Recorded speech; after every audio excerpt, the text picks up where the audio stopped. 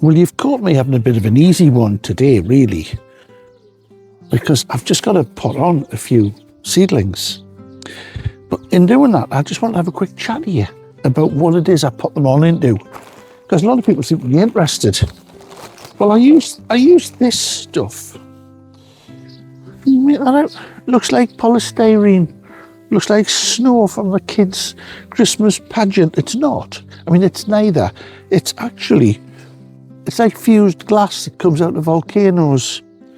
It's non-biodegradable, very light, and creates air pockets inside the compost itself. So if you compost like this, which is really heavy, very dense, and you want to lighten it up, then really a few handfuls of this into it will lighten it up beautifully. And by having that, keeping that compost or that soil, whatever you're planting into, nice and light, your seedlings get a chance to push their roots down a little bit easier. They're not fighting so much. So, I mean, you don't flood it, you know. There's probably a special amount you put in, and I don't know it. I just go for whatever feels right. And what feels right to me is about that. So, just move this out of the way. It's not very expensive, that stuff. I'll get mine from an online store, Amazon, but I'm sure other suppliers are available. Now, all I'm going to do today really is, well, first I'm going to take these gloves off because I can't really work in gloves. I never have been able to. I've just got these little pots, see, tiny little things. And the reason that I'm potting them all into these instead of putting it straight into the ground is that the ground's not ready. And the weather's still a little bit fickle at the minute up here. I'm in northern Scotland, way up by Inverness, right up on the top of the shouldery bit before you get to the top of the Scotland's head. All we do with this is very simple. Stick some in, carefully pop out whatever you have in here. And these are nice little plugs. You can see there's two in here. And what I'll do is I'll ever so carefully just pull that apart. So I get two plants with their roots. Now, you can see that's a little bit leggy. So when I plant it again, I want to get the soil or the compost up to just below those two leaves. And that'll just give us a lot more stem into the ground to throw off new roots. Keeps it nice and safe. So I'll just sugar a hole in it really, pop it in, and then a bit more of this compound. Now when you're doing this, you want to firm the seedling in, but you're not after crushing it in, right? You're just putting it in gently. Can you see that? Just up to where I did there. Now, it's not exactly centered, but you know, that's not a problem, because when we take this out later, it'll come out as a solid plug, and that can go straight into the ground. Now, if you're using tubs or window boxes or dustbins or whatever, what you're doing is, by using this method with compost, is that you're putting likes of a little growth bomb in wherever you're planting your seedlings. So there's enough nutrient and enough feed in there to last it for weeks and weeks. You probably get 6 or 8 weeks out of the feed for that tiny little plant. I'm not saying you should starve it for 6 weeks. I mean, ideally, once you've got this in and it's getting a bit of height on it, maybe once a month you'd use some of the liquid feed I showed you last week how to make. Remember, you put 1 cup of that into a watering can and then just water your plants. Now, these are purple sprouting broccoli, and I grow these because I love them. I like broccoli over cauliflower. I've always had a bit of a problem with collie, and I know this is going to sound really silly, but the collies have always grown really, really big, like gigantic. And when they get to a certain size, they start to like split in the middle and start to rot, and it's just a pain. But if I use broccoli, if I use either likes of a purple sprouting broccoli, I get that first flush of little florets which you can pick, and then you get another flush, they're a bit smaller, then you get another flush, they're a bit smaller. So you're constantly picking fresh little florets all the time. And pretty much whatever you use cauliflower on, apart from cauliflower rice, you can use the florets of broccoli on or Calabrese. Now I grow a lot of Calabrese as well. Calabrese will give you one lovely big head, like a big head of broccoli. After that, you can get little florets once you've cut that top off, but I like the leaves.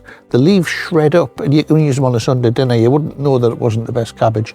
They're sweet and they're delicate and they're soft. Lovely Calabrese. Take that bone out of it though, because they're a bit chewy. I'm going to pop another one or two of these because I've got this guy just sitting here looking a little bit lost with himself. Now there's one other thing I just wanted to show you before we finish this little quickie, and this is just a little quickie, mind you. It's just me popping in to get a little bit of work done and letting you look over my shoulder while we do it. But you might remember that the other week we planted some lettuce. Well, it was mixed leaves actually. Pop over here and I'll show you it. Now you might remember we planted up these three steppies just a couple of weeks ago, really. And we put mixed leaves in the top with some rocket. And then we put in some radishes behind, which unfortunately I've kind of let go over. Now that we've had some really hot weather, you can see here that the rocket has not only gone leggy, but it's starting to flower on the top. Now we don't want that, because that just makes it inedible. Now, normally what I would say is you take your scissors and you just chop out some of these leggy bits from the top and you'll get another flush of leaves further down.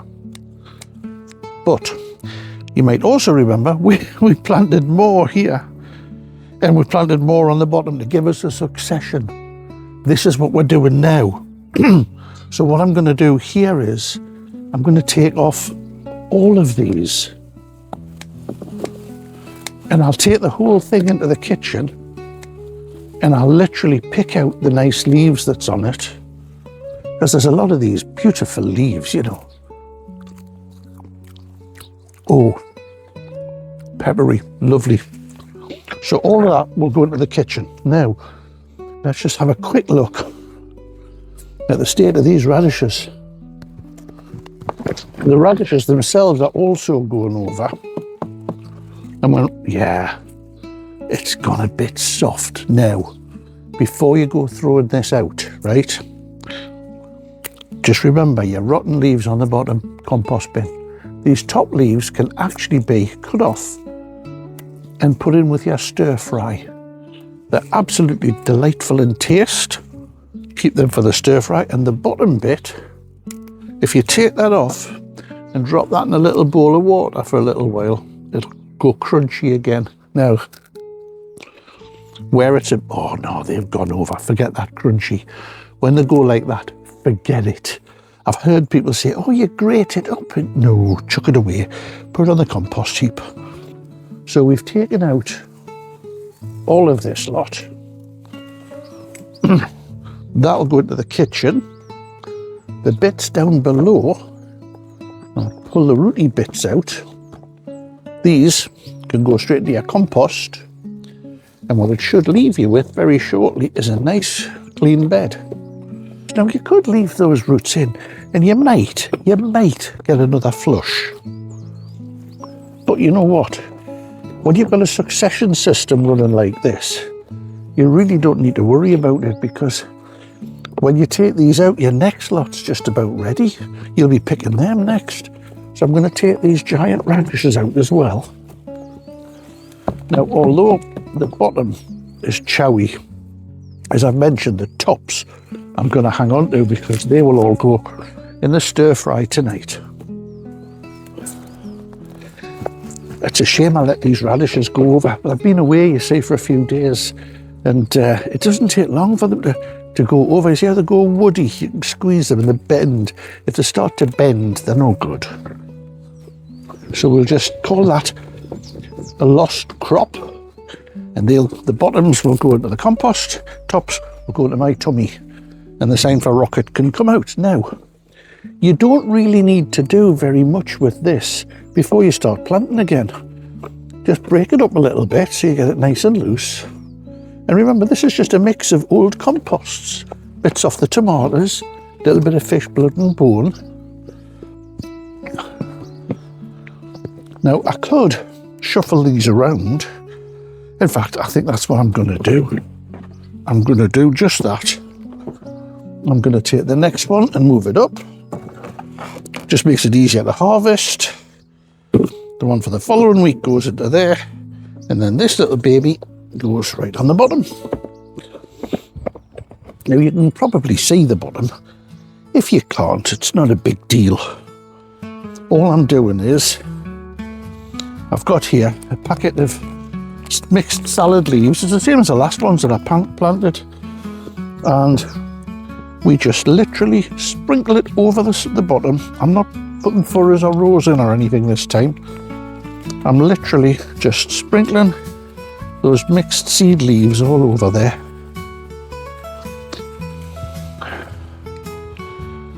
And just mix them in with my fingers lightly. Not bothering too much about, making sure they're all 1/4 of an inch deep or anything like that. No, just put them in. Because when you think, when seeds in a forest fall down, no one runs along behind and plants them exactly 1/4 of an inch deep. They lie on the surface or they fall into little cracks. And by running your fingers through this stuff like this, you're creating like a forest floor. It's all full of cracks. The seeds will just drop into them naturally. I'll give that a good drink. Bob's your uncle. And that's a harvest done. So I can't stress enough how a little space like this can keep you going in salad veg all summer if you want, all summer. I mean, here we stuck a few beans in. See all of these beautiful flowers on them. Every one of these flowers will throw off a great big broad bean pod with about 1/4 pound of beans in. I mean, they're marvellous. Now, you can, if you want, you can nip the tops out and eat them. They can go in the stir fry, but I've never liked them. But I do like that. Rocket. Oh. Marvellous stuff, absolutely marvellous. This is another thing down here of just mixed leaves. Now, I could start harvesting it now if I want. These tiny little leaves, microgreens. Never been a lover of microgreens. Now, if you look at this rocket here, you can see it's starting to go to seed.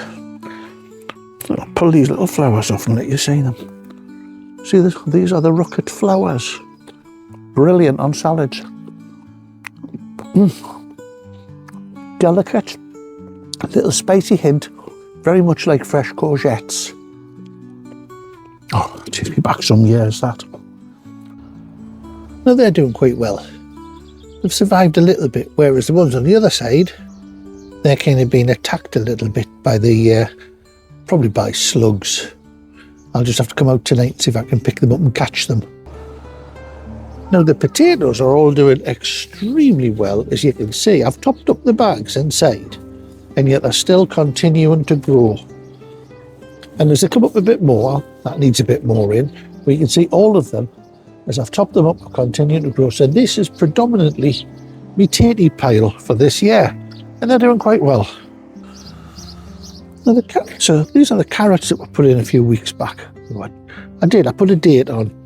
End of March they went in, 1st of April on that side, and they're coming up nicely. These are the ones I put in 2 weeks later.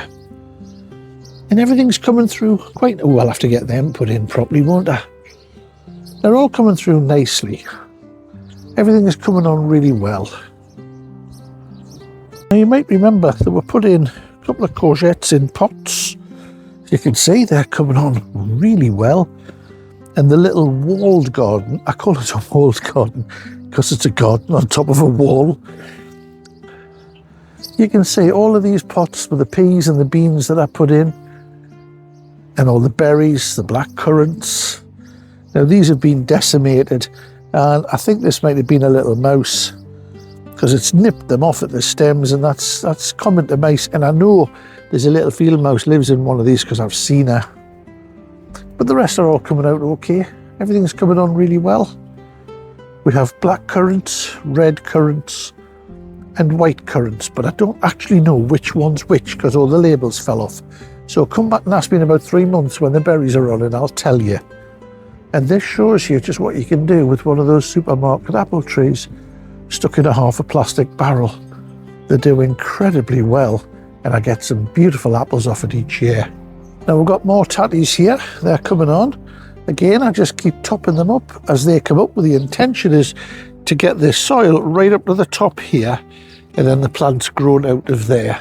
We popped a few little A few little bits and pieces in here. We put some chard in, which has come on really well. And we seeded some spinach, which are just coming through there now. And then next week, I'll strip that one out. And you can see the chard that's grown in the top there. That's from last year. In fact, chard's such a good plant. I haven't dug this bit yet. There's a bit that's going to seed. I'll get that harvested tonight, and that'll go in the dinner. That is one of my walking stick kales. Highest that I've grown one of those was 4 meters tall.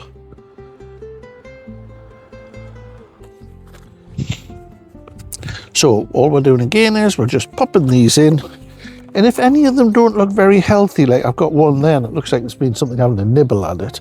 Now this one I've pulled out and see how poor that root is. It's really tiny. It's not very good. I wouldn't even bother planting that. If I was desperate for me plants and I didn't have enough seedlings, then I might try and nurture it. But I don't really need to at the minute. This is just fine. We've got plenty here. We'll get these purple sprouting broccoli sorted out. And don't forget, when you do it, stick a label on it. Well, I hope that was okay for a quickie. I'll catch you again in a couple of days. Bye-bye.